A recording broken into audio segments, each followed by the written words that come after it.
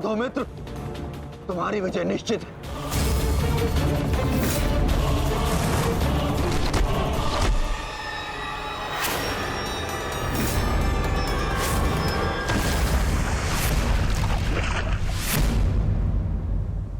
माधव, यदि ऐसा ही चलता रहा तो भीम दुर्योधन के आगे अधिक समय तक टिक नहीं पाएगा। ये द्वंद्व पूर्ण रूप से दुर्योधन के पक्ष में है।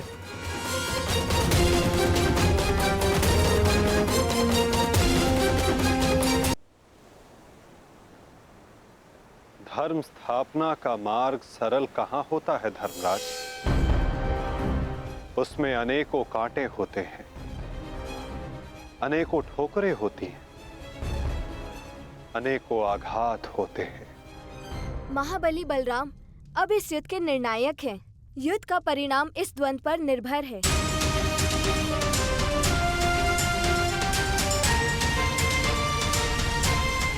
माधव,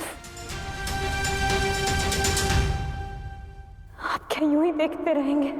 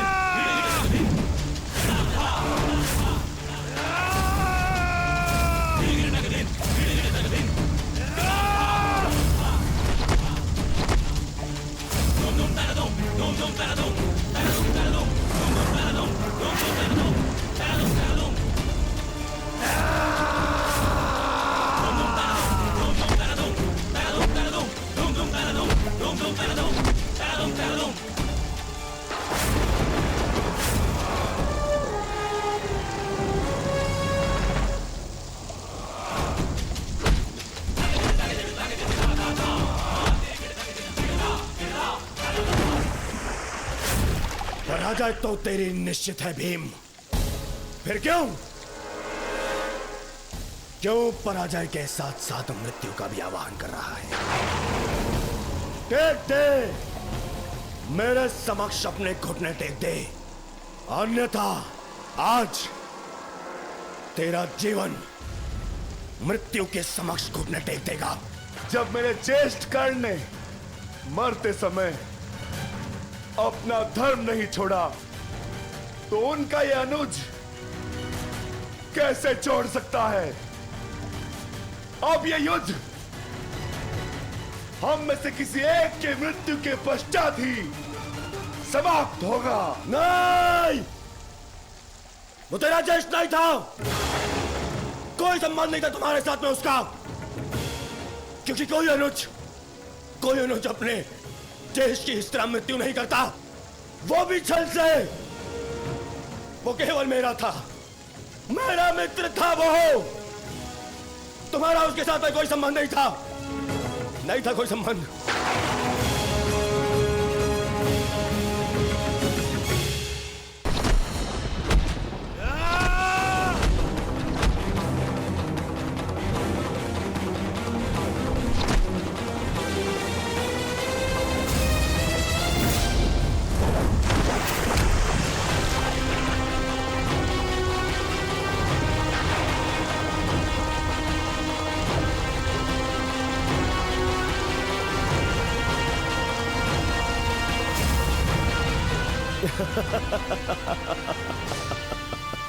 क्यों पांडवों, आनंद आ रहा है? अपने अनुज को ऐसे देखकर आनंद आ रहा है?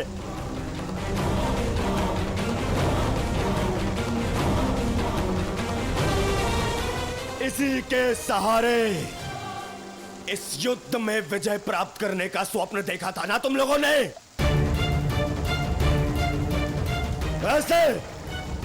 ऐसा दिलाएगा ये तुम्हें विजय? हाँ, देखो कैसे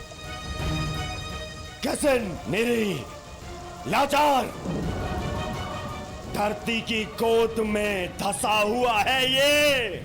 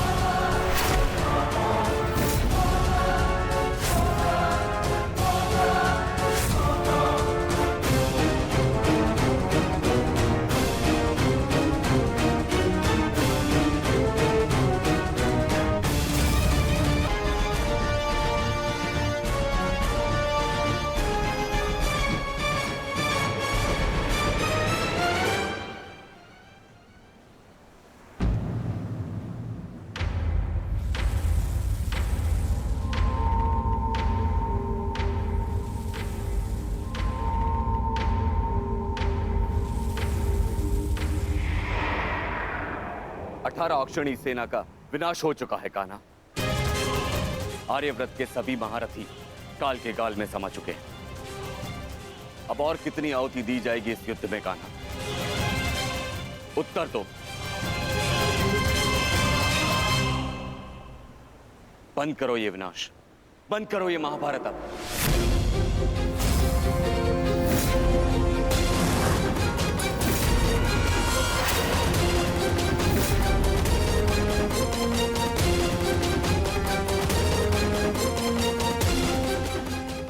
नहीं गुरुदेव,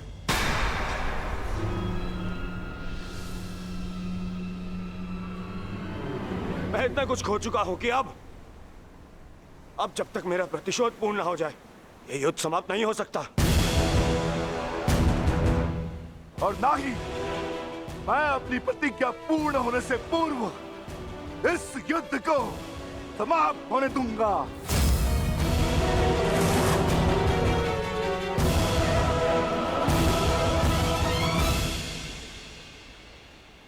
तुमने जो प्रतिज्ञा दुर्योधन के लिए ली है, अब उसका पूर्ण होना असंभव है।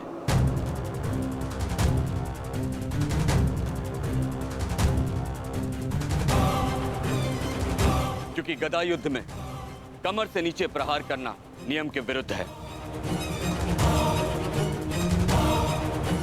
और तुमने प्रतिज्ञा ली है दुर्योधन की जंगा तोड़ने की।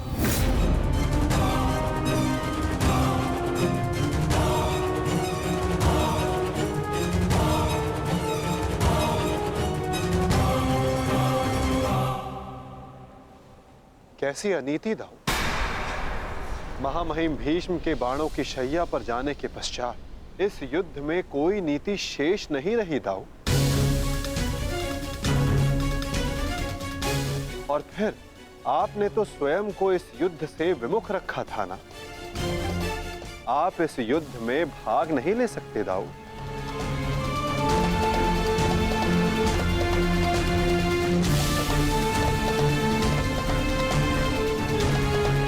ये युद्ध धर्म स्थापना के लिए है दाऊ।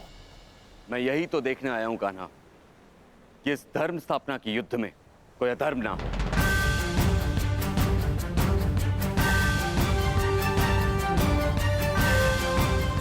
निश्चित रूप से मैं इस युद्ध में सम्मिलित नहीं होऊंगा, परंतु शरणागत की पुकार सुनना मेरा धर्म है।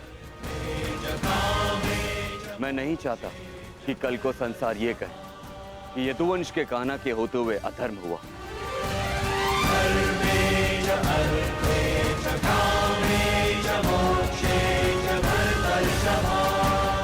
यदि ये दोनों युद्ध करना चाहते हैं तो करें।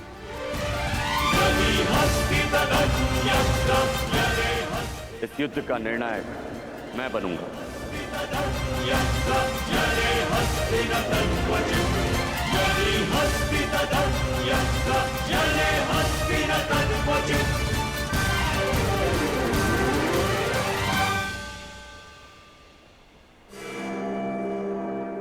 और स्मरण रहे, जिसने भी इस युद्ध में नियमों का उल्लंघन करके विजय पाई, उसे मैं स्वयं अपने हल से समाप्त कर दूंगा।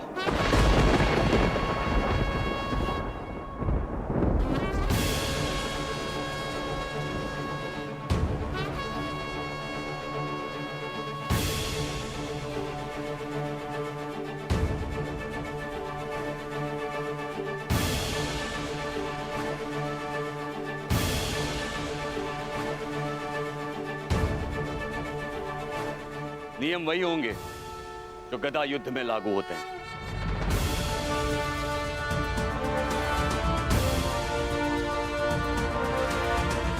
और युद्ध में कोई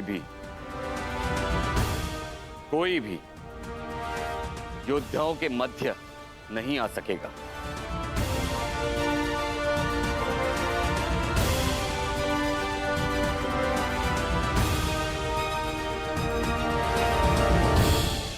इस द्वंद्व का विजेता इस युद्ध का विजेता माना जाएगा।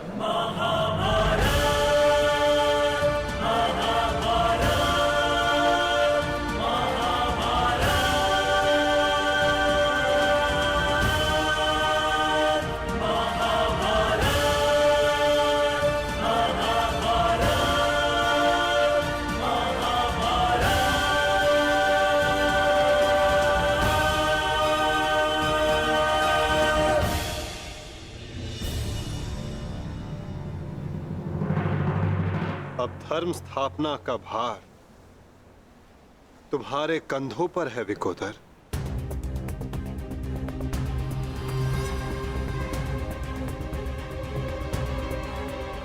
यदि मेरे कंधों पर कोई भार है तो केवल मेरी प्रतिज्ञा का, जिसे मैं अवश्य पूर्ण करूंगा।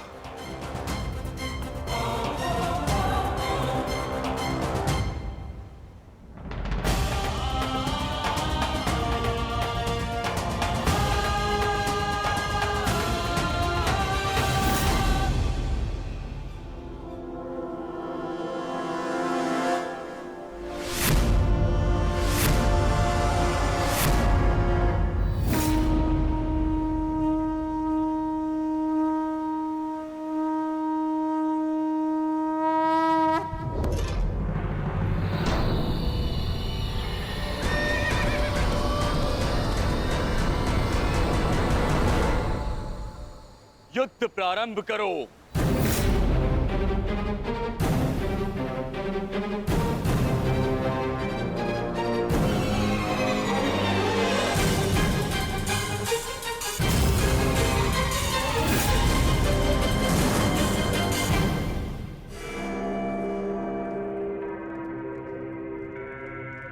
अब विजय और पराजय इस द्वंद्व पर निर्भर करेगी महाराज।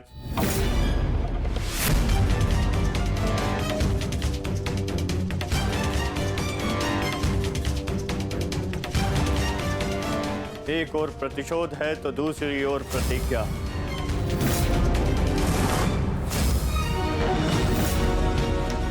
गुरुकुल के दो सर्वश्रेष्ठ गदाधारी आज एक दूसरे के विरुद्ध खड़े हैं महाराज, और महाबली बलराम निर्णायक है महाराज।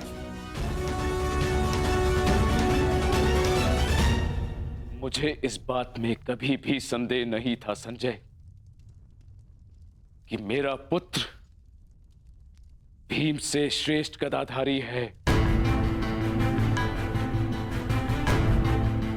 मुझे पूर्ण विश्वास है कि मेरा पुत्र भीम को अवश्य परास्त करेगा।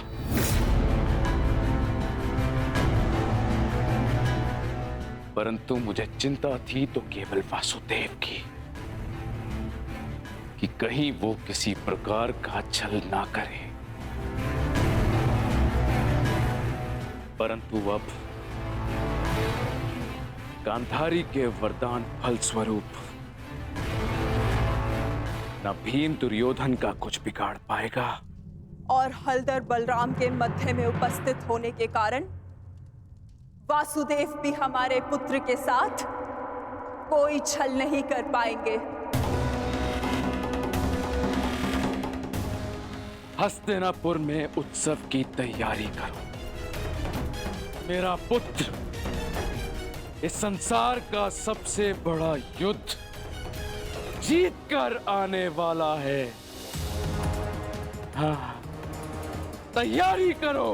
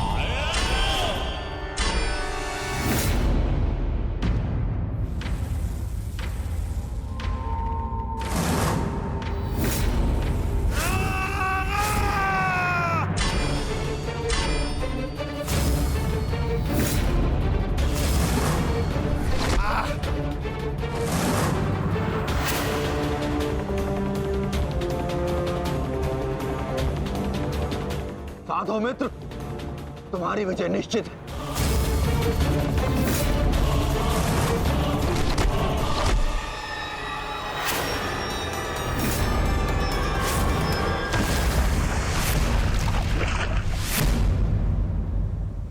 माधव, यदि ऐसा ही चलता रहा तो भीम दुर्योधन के आगे अधिक समय तक टिक नहीं पाएगा। ये द्वंद्व पूर्ण रूप से दुर्योधन के पक्ष में है।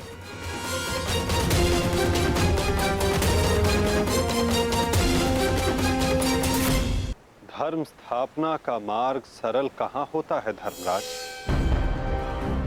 उसमें अनेकों कांटे होते हैं, अनेकों ठोकरें होती हैं, अनेकों आघात होते हैं। महाबली बलराम अब इस युद्ध के निर्णायक हैं। युद्ध का परिणाम इस द्वंद्व पर निर्भर है।